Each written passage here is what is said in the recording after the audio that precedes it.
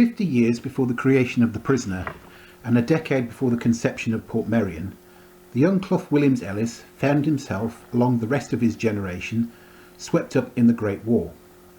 This work is not a comprehensive biography of Sir Clough, but serves as an introduction to the early life of this talented architect. Over the years, a few details have been lost, and apologies in advance are made for any oversight. Born in Northamptonshire in 1883, to the clergyman and poet John Clough Williams-Ellis and Ellen Mabel Greaves, the young Clough was educated at Oundle School in Northamptonshire and briefly studied at Trinity College and the Architectural Association School of Architecture before opening his own architectural practice in London. With the outbreak of war in August 1914, Clough, like many young men, was caught up in the great call to arms. As an educated young man, Clough was a prime candidate for an officer's commission. He had some military experience as a volunteer trooper with the Inns of Court Volunteers, and after attempting to join the cavalry, Clough was commissioned as a second lieutenant with the Royal Fusiliers. He was only in the regiment a short time, as in early 1915, Clough volunteered for service with a new regiment.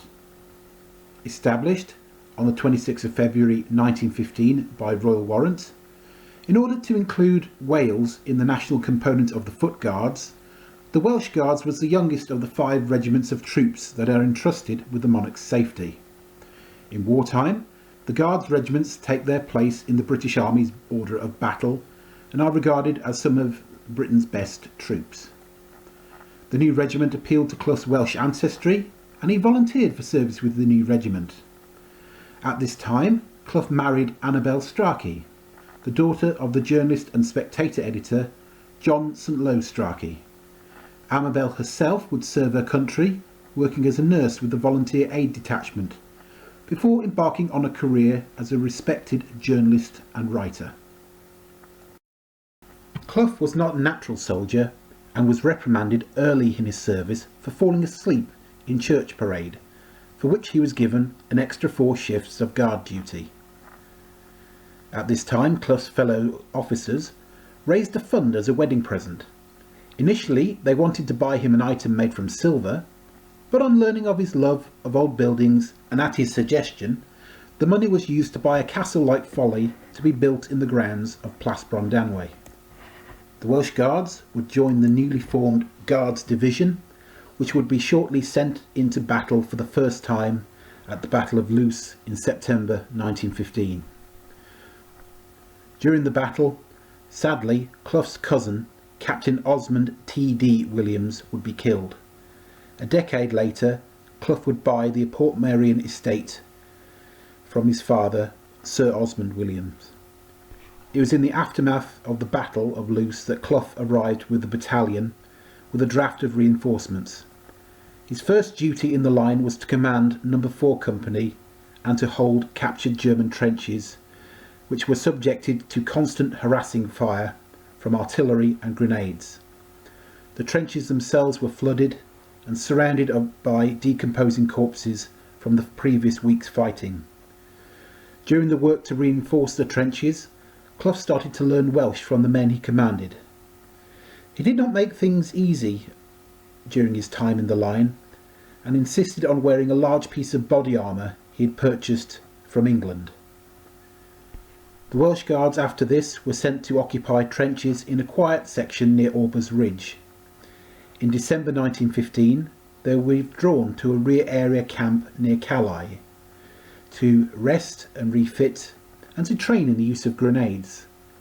They were then sent into billets near Wormhout and Popperinghe in Belgium. After a period of rest, the regiment was sent to Ypres, where they sent to man trenches near Hooge and Railway Wood throughout spring 1916. They had to contend with flooded lines, bombardments, trench raids and occasional mine detonations. Clough would continue to serve in the Welsh Guards at this time until spring 1916, when he was offered a job with the divisional staff as an intelligence officer and a promotion to lieutenant. It was about this time that Clough was sent on his first aerial observation missions. The first one was in a balloon, where he was raised up into the sky. He was then targeted by every German artillery piece in the region, and after a hair-raising 15 minutes he was lowered down. Shortly thereafter he was given a trip in a two-seater fighter plane to make observations of the German lines and occasionally to man the rear Lewis machine gun. Whilst based in the dugouts of the ramparts of Ypres, Clough, as a hobby, had collected and sold a number of items of architectural ironmongery from the destroyed city, on which his commanding officer, Brigadier F.J. Hayworth, jokingly said was looting. Clough countered that this was not stealing, but salvage, which was encouraged. Hayworth allowed him to continue his salvage as long as he got a cut of the takings. Hayworth was shot and killed soon after whilst visiting the frontline trenches. As the summer began, the Guards division was sent south towards the Somme. At this time, Clough remained on the divisional staff as an intelligence officer. The Welsh Guards would fight at the Battle of the Somme in 1916, where in September of that year they would take heavy casualties at the Battle of Flers-Courcelette. It was around this time, in 1916, that a new weapon of war emerged in France, developed under utmost secrecy through 1915, under a committee called the Landships Committee. This new weapon of war was designed to break the trench deadlock. Based on the armoured cars that had seen successful use in the first weeks of the war, the Landship was designed to break through trenches, barbed wire, and give protection from the machine guns. The name Landship was thought to be too descriptive, so the ruse that these were mobile water tanks for the desert was conjured up. The name tank stuck, and these new weapons would see their first use in 1916. To command this new force in battle, the Commander-in-Chief Douglas Haig chose a young but brilliant career officer who had served initially with the Royal Engineers in the Boer War and later in the opening phases of the Great War, called Hugh Ells. Initially he was a major, but he was later promoted to Lieutenant General. He would become Clough's commanding officer and firm friend. The Tank Corps, as it was later known, was based around the Bermincourt Chateau near St Pol in northern France. This area was a network of training areas, ranges, supply depots, repair yards and railway yards. The chateau itself offered the space the Tank Corps needed to operate its intelligence and organisational areas. In late 1916, during a course on reconnaissance, Clough fell ill with the flu.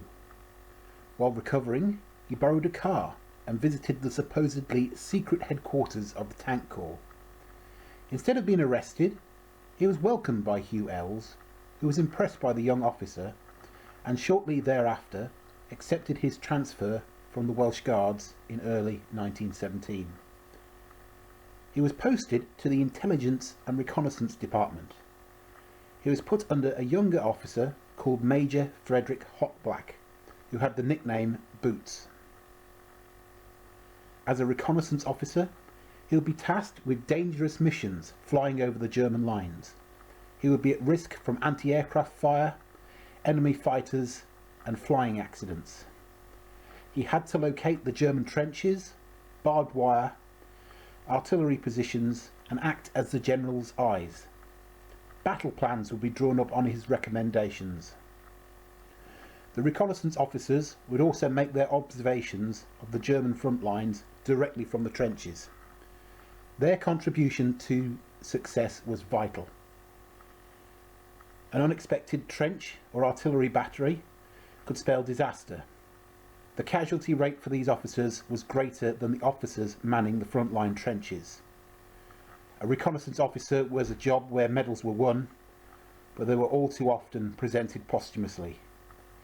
Clough and Boots would make extensive observations of the German lines, and at one point they were targeted by an artillery battery, so much so that they had to dive into a nearby pond for cover. Clough distinguished himself in late November 1917 for his reconnaissance work for the Battle of Cambrai. 1917 had been a year of mixed fortunes for the British Army. Using experience gained on the Somme, a series of astounding victories were won at Arras, Vimy Ridge and Messines. After this, the initiative was lost in the 4-month mud-filled hell that was Passchendaele. The Tank Corps were in action during these battles, but they achieved little due to the state of the ground. A week after the closure of the Passchendaele battle, and in dire need to have something to show for his efforts, the Commander-in-Chief, Douglas Haig, was persuaded by Hugh Elles to launch one last offensive before the winter set in, on the hard, relatively unscathed land at Cambrai. The plan, designed by John Frederick Charles Fuller, would use the tanks to attack in force. Victory in this battle would depend on good reconnaissance and secrecy. The general needed to know exact details of the German defences, how wide their trenches were, how thick their barbed wire was, how much artillery they had. The reconnaissance officers went to work in secret to observe the German defences. They were under orders not to discuss their mission with unauthorised personnel, and while scouting they would wear nondescript overcoats with dark glasses to disguise their identity. Once the plans had been completed, at night the tanks left the yards at Erin by rail. Once they had reached the advanced railhead, they were covered by camouflaged canvas covers, and then moved forward at night. 5 million rounds of .303 machine gun ammunition, 500,000 6-pounder shells, and 200,000 litres of petrol, oil and grease were brought up for the tank's use alone. At dawn, on the 20th of November, the battle began. Firstly, a bombardment of 1,000 artillery pieces that had been pre-targeted on the German artillery batteries. These guns then switched to the German frontline trenches. The survivors were then met with 437 tanks rolling forward out of the dawn mist, closely followed by supporting infantry. The tanks were led forward by General Elles personally, in the tank Hilda, above which he flew the flag of the Tank Corps which he had designed. The British Army advanced 5 miles that day, but the victory was short-lived. The Germans had time to destroy several key bridges in the area, and the advance bogged down in a bitter fight over Borland Wood. Accurate German artillery fire and mechanical breakdown quickly depleted the number of tanks available. During the first night of the battle, Clough, Elles and the commander of the 40th Infantry Division, John Ponsonby, held a meeting in the ruins of the chateau, where it was decided to press on as long as they had enough tanks. Clough was one of the officers that was sent forward to brief the infantry brigade commanders. The battle was halted on the 28th of November with orders to dig in and hold the positions taken. In early December, the German army counterattacked, and despite a desperate defensive action where all functional tanks in the area were mobilised, the British Army was forced back almost to the point they had started at. The Tank Corps had sent over 4,000 officers and men to Cambrai. Over 1,000 would be killed, reported missing, or taken prisoner.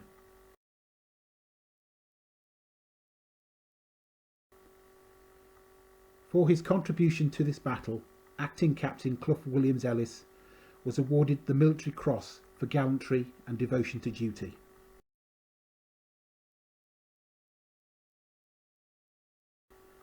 In March 1918, the German spring offensive pushed the British Army to breaking point. The Tank Corps were used in local piecemeal defensive battles, but it was not till the Battle of Amiens in August 1918 where tanks were once again used en masse in concert with artillery and infantry. In early September, Clough's immediate superior, Boots Hot Black, was severely wounded when he took personal command of a tank squadron to deal with a German defensive position. He was evacuated, and for the remainder of the war, Clough served as his replacement. Boots would survive and serve again in the Second World War as General Hot Black, commander of the 2nd Armoured Division until his retirement on medical grounds. In November 1918, tank corps operations were wound down due to depleted numbers and the need to train new crews for the proposed massive tank-led offensives of spring 1919. The armistice of the 11th of November brought the war to a close.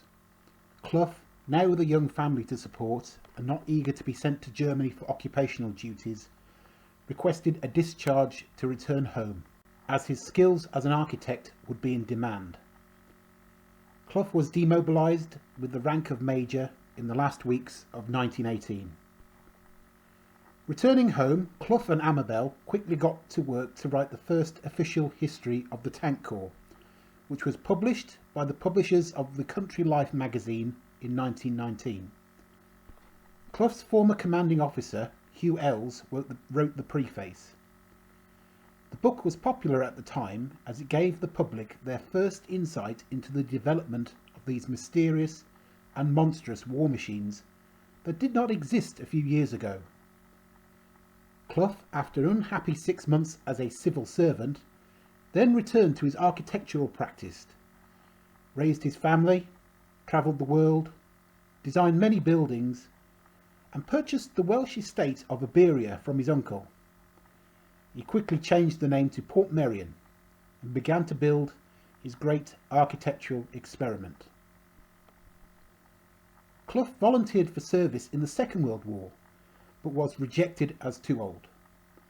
He served in the local Home Guard unit, which was commanded by his brother Martin, who had served in the Great War at Gallipoli and in Palestine.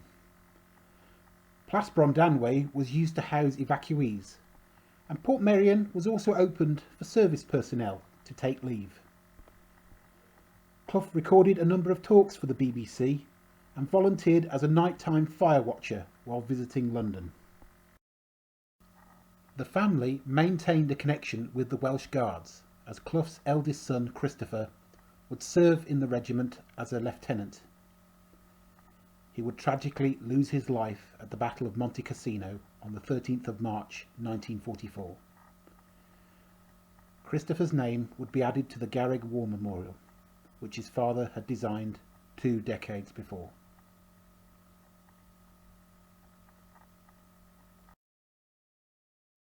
Reflecting on his service years later, Clough said, "In the course of it, what I really cared about was not just defending my country, but having a country really worth defending. I saw fabulous destruction of life, wealth and beauty that continued for years, a destruction I had not only witnessed, but assisted in. It was all hateful to me, and the monstrous waste and cruelty of those years frightens me, even in retrospect."